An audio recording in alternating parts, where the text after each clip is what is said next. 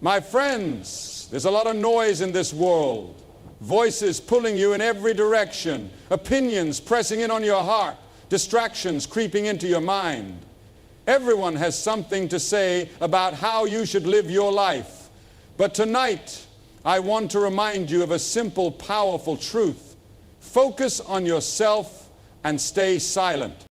That may sound strange in a world that tells you to prove yourself, to argue your worth, to shout above the crowd. But listen, some of the greatest battles you will ever fight are won in silence.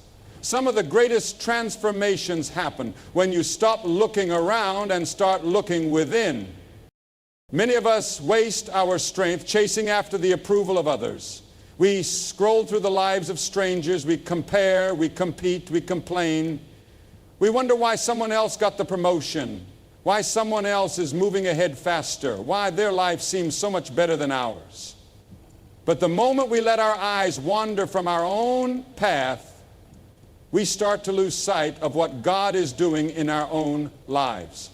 You see, when Peter saw Jesus walking on the water, he stepped out of the boat in faith. His eyes were locked on Jesus, his heart full of trust. And in that moment, he did what no man had ever done before. He walked on water. But the moment he took his eyes off Jesus and looked at the wind and waves around him, he began to sink.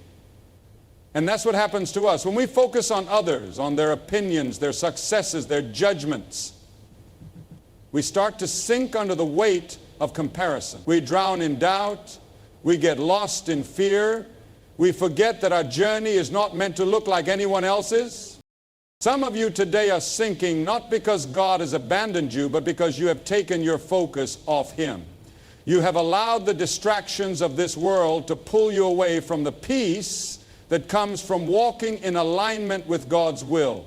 You spend more time looking at what others are doing than looking at what God is doing in you. You compare your progress to someone else's, forgetting that God is writing a unique story for your life. Let me tell you something, my friend. God does not bless distractions. He blesses devotion. He blesses those who fix their eyes on Him, who stay focused on their own growth, their own calling, their own relationship with Him. When you waste time worrying about what people think, you rob yourself of the energy to become who God created you to be. When you live for the approval of the crowd, you risk losing the purpose God placed inside you. But when you focus on yourself, on your faith, on your character, on your God-given mission, everything begins to shift. Moses didn't lead the Israelites out of Egypt by looking at what everyone else was doing. David didn't defeat Goliath by seeking the approval of his brothers. Paul didn't spread the gospel by trying to please the people around him. They each had a calling, and they each had to focus on that calling no matter what the world said. And the same is true for you. There is a purpose on your life that no one else can fulfill. But you will never step into it if you are constantly distracted by what is happening around you. You have to make a choice. Will you spend your life worrying about things you can't control? Or will you trust that God is leading you exactly where you need to be? Will you focus on your calling, or will you waste time comparing your journey to someone else's? The enemy wants nothing more than to keep you distracted. He wants you to doubt yourself, to question your worth, to feel like you are falling behind. But let me remind you, God is never late. His plan for your life is unfolding in His perfect timing. Stay focused, stay faithful, and watch what He will do. We live in an age where people think the loudest voice wins. Everywhere you turn, someone is trying to prove a point, argue their case, or make sure they are heard. Social media has given everyone a platform to speak, but in the process, we have forgotten the value of silence. We have forgotten that true strength is not found in how loudly we can defend ourselves, but in how deeply we trust that we don't have to. Jesus showed us something different. When they accused Him, He was silent. When they mocked Him, He didn't fight back. When they nailed him to the cross, he didn't scream for justice. Why? Because he knew who he was. He didn't need to prove himself to those who would never understand. He didn't need to argue with people whose hearts were already set against him. He didn't need to convince the world of his identity because he knew his Father had already declared it. And yet so many of us spend our lives trying to prove something to people who don't even matter. We try to explain ourselves to those who are committed to misunderstanding us. We fight battles that don't need to be fought. We waste our energy on arguments that will never change a thing. But real strength is knowing when to stay silent. Real wisdom is understanding that not every battle is yours to fight. Sometimes silence is trust. It's saying, God, I don't have to defend myself because you are my defender. I don't have to explain myself because you know my heart. I don't have to respond to every critic because your approval is all I need. Look at the life of David. Before he was king, he served under Saul, a man who grew jealous of him, who tried to kill him, who pursued him out of nothing but insecurity. David had every right to fight back. He had the skill, he had the opportunity, but when Saul was vulnerable, when David could have taken matters into his own hands, he chose restraint. He chose to stay silent.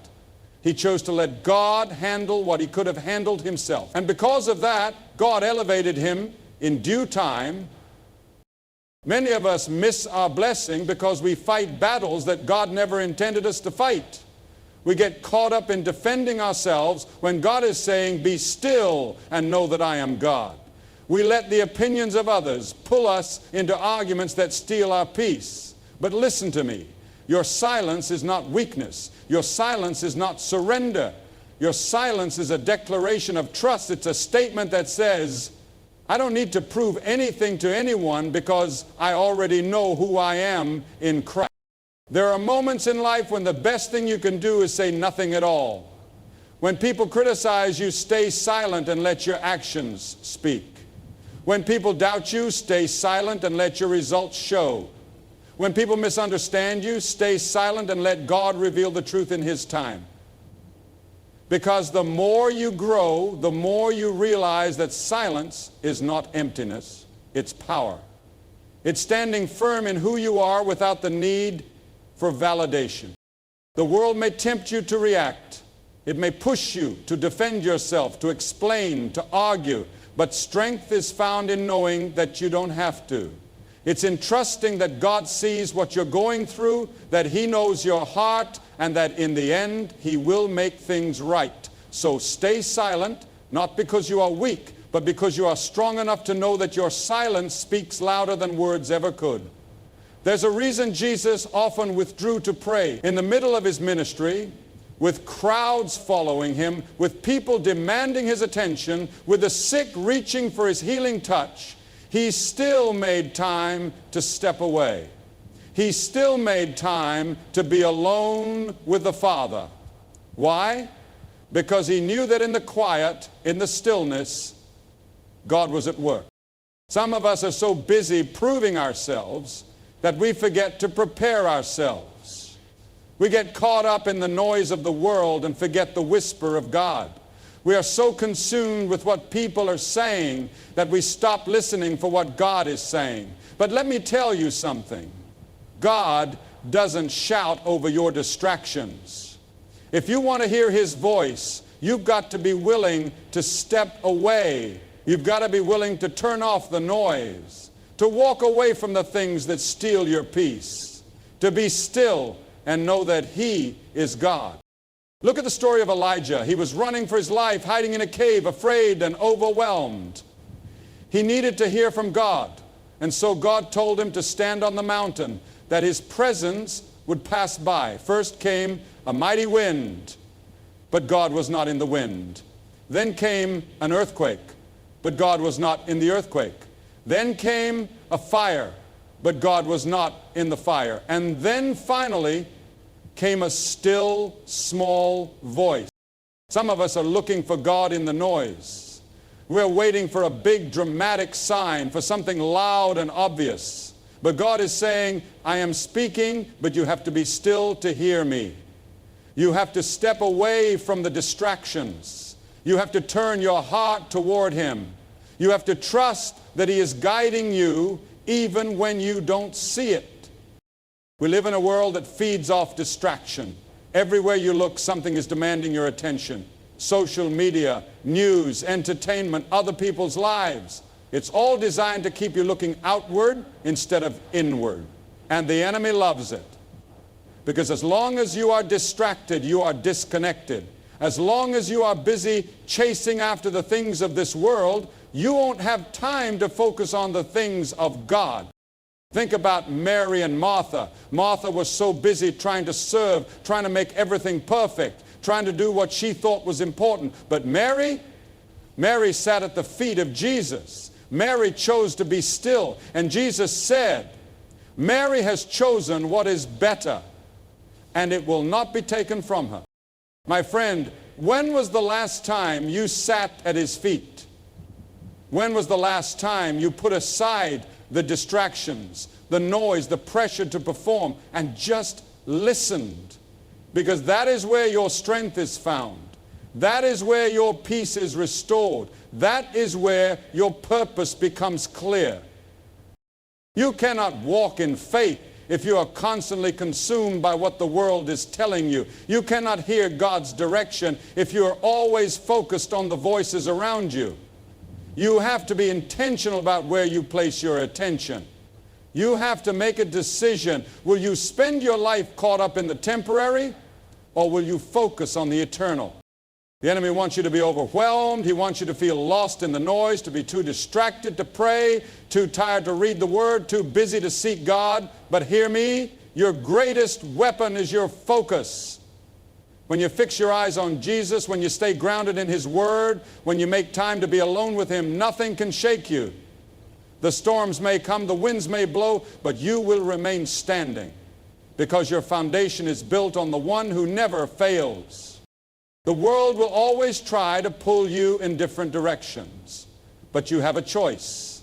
You can either live in a state of constant distraction, or you can choose to center your heart on the only one who truly matters. Choose Him. Seek Him. And in the stillness, you will find everything you've been searching for. We often look at others and wonder why God hasn't done for us what He's done for them. We see people getting ahead, doors opening for them, blessings pouring into their lives, and we start to question, why not me? When will it be my turn? Has God forgotten about me? But the truth is, God is working on you in ways you can't even see. Just because you don't see the results right now doesn't mean that nothing is happening. Just because things aren't moving as fast as you'd like doesn't mean God isn't moving. Look at David. He was anointed as king when he was just a young shepherd boy, but he didn't step into the throne overnight. In fact, after being anointed, his life got harder. He went back to tending sheep. He was overlooked, underestimated, and sent into battle with nothing but a slingshot. Even after he killed Goliath, he still wasn't given the throne. He spent years running for his life, hiding in caves, wondering when God's promise would come to pass. But in all of that time, God was preparing him. He was shaping his heart, refining his character, teaching him how to lead, how to trust, how to wait. And that's exactly what He's doing for you. Just because you're not where you want to be yet doesn't mean God isn't taking you there. Just because you see others getting their breakthrough doesn't mean yours isn't coming. You are not forgotten. You are not overlooked. You are being prepared. And when the time is right, when you are ready for the weight of the blessing God has for you, He will open the door. But you have to trust His timing. You have to trust that what is meant for you will not pass you by. Sometimes we get so impatient that we try to force things before their time. And in doing so, we step outside of God's will. We see someone else's success and we think we need to rush to get there too. But what God has for them is for them. And what He has for you is for you. Look at Joseph. He had a dream of greatness, but before he could step into it, he was thrown into a pit, sold into slavery, and thrown into prison for a crime he didn't commit. For years, it must have seemed like his dream was getting farther and farther away. But what he didn't know was that every trial, every hardship, every setback was actually setting him up for what God had planned. If Joseph had gone straight from the dream to the palace, he wouldn't have been ready. He needed those years of preparation. And when God's timing was right, in a single moment, Joseph went from the prison to the palace. That's how God works. You may feel stuck. You may feel like nothing is changing. But when God moves, everything can shift in an instant. He is not slow in keeping his promises. He is precise. He knows exactly what he's doing. And if he is making you wait, it's because he is building something greater than you can imagine. But waiting is hard, isn't it? It's hard to keep believing when you don't see progress. It's hard to keep trusting when the answer hasn't come. But this is where faith is tested. Will you still believe when the process takes longer than you expected? Will you still trust when you see others getting what you've been praying for? Will you still be faithful even when it feels like nothing is happening? Because the truth is, God is always working, even in the silence, even in the waiting, even when you can't see it. He is aligning things, shifting things, preparing things. And when the time is right, you will see that every delay had a purpose, every closed door was protection, every setback was a setup for something greater. So don't compare your journey to anyone else's. Don't let impatience push you out of God's will. Keep your eyes on him. Trust that what he has for you is already written, and when the time comes, nothing and no one will be able to stop it. There is a deep power in staying faithful even when no one is watching. In a world that constantly seeks attention, that thrives on recognition and applause, God calls us to something greater: faithfulness in the unseen, obedience in the quiet, and trust in his perfect plan, even when it feels like nothing is happening. Too many people give up because they don't see immediate results.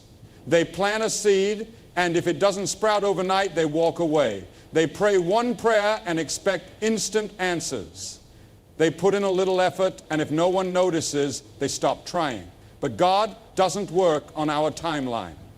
He is a God of seasons, a God of process, a God who does his greatest work beneath the surface before it is ever revealed in the light.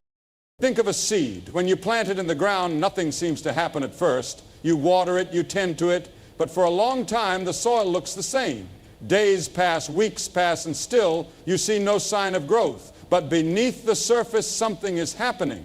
The roots are taking hold, the foundation is being built, and when the time is right, that tiny seed pushes through the soil and begins to grow into what it was always meant to be. That's what God is doing in your life. You may not see it now, but he is planting something deep within you. He is growing your character, stretching your faith, preparing you for the blessings ahead. And if you walk away too soon, if you give up before the roots take hold, you may never see the fruit of what he has promised you. Think about Noah. God told him to build an ark before there was even a drop of rain. Can you imagine what people must have said? Can you imagine how foolish he must have looked, working day after day on something that made no sense? But Noah didn't need the approval of others. He didn't need confirmation from the world. He had a word from God, and that was enough. He kept building. He kept trusting. And when the flood came, he was ready, not because he could see it coming, but because he believed in what God had told him. That's the kind of faith God calls us to. The kind that doesn't need to see the full picture to keep going, the kind that stays faithful even when no one understands, the kind that trusts in the quiet seasons, the hidden moments, the times when it feels like nothing is happening, because that's when God is doing his greatest work. Look at Jesus. Before he stepped into public ministry, he spent 30 years in obscurity, 30 years of preparation for 3 years of impact. We don't hear much about those years, but they mattered. They shaped him, strengthened him, prepared him for the mission ahead. And yet, how many of us are willing to be faithful in those hidden seasons? How many of us are willing to keep working, keep growing, keep trusting, even when no one is watching? We live in a culture that wants instant success, instant recognition, instant results. But God is not looking for people who crave the spotlight. He is looking for people who will remain faithful in the unseen. He is looking for those who will keep showing up, keep praying, keep serving, keep believing, even when no one is clapping for them. Because those are the people He can trust with the greatest assignments. Those are the people He can elevate when the time is right. Joseph was faithful in the prison before he ever stepped into the palace. David was faithful in the field before he ever wore the crown. Jesus was faithful in the hidden years before He ever stepped into His calling. And if God is asking you to stay faithful in this season, if He is telling you to keep going even when it feels like nothing is happening, know this: your faithfulness is never wasted. Your obedience in the quiet places is preparing you for something far greater than you can imagine. So don't get weary. Don't let the silence make you doubt. Don't let the waiting shake your faith, because when the time is right, when you have been fully prepared, when your roots are strong enough to hold the weight of the blessing He has for you, He will open the door. And when He does, you will see that every unseen moment, every hidden season, every silent act of faith was leading you right to it.